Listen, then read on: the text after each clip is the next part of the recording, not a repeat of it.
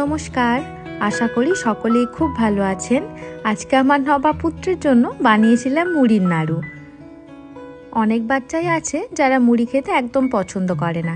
এভাবে মুড়ির নাড়ু বানিয়ে দিলে আশা করি পছন্দ করবে।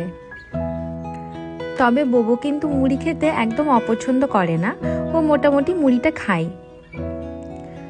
এক বাটি মুড়ি আমি গুঁড়ো করে নিয়েছি, আর নিয়েছিলাম কিছু বাদাম। আপনারা আপনাদের পছন্দ মতো বাদাম নিতে পারেন, চাইলে এখানে ছোলাও দিতে পারেন। ভালোভাবে ড্রাই রোস্ট করে নেওয়ার পর বাদামটাকে আমি গুঁড়ো করে নিয়েছি। বীজ ছাড়িয়ে আমি খেজুরটাকে গরম জলে কিছুক্ষণ ভিজিয়ে রেখেছিলাম, তারপর ব্লেন্ড করে ওটার পিউরি বানিয়ে নিয়েছি। কড়াইতে 2 চামচ ঘি দিয়ে ওই খেজুরের পিউরিটা দিয়ে কিছুক্ষণ নাড়াচাড়া করে নিয়েছি। তারপর গ্যাসের ফ্লেম বন্ধ করে গুঁড়ো করে রাখা বাদাম আর গুঁড়ো করে রাখা মুড়ি সব কিছু ভালোভাবে মিশিয়ে নিয়েছি। তারপর হাতের সাহায্যে গোল গোল বল বানিয়ে নিলেই তৈরি হয়ে যাবে আমাদের এই মুড়ির নাড়ু। ভিডিওটা দেখার জন্য অসংখ্য ধন্যবাদ জানাই। কেমন লাগলো অবশ্যই জানাবেন। যদি ভালো লেগে থাকে একটা লাইক করে দেবেন।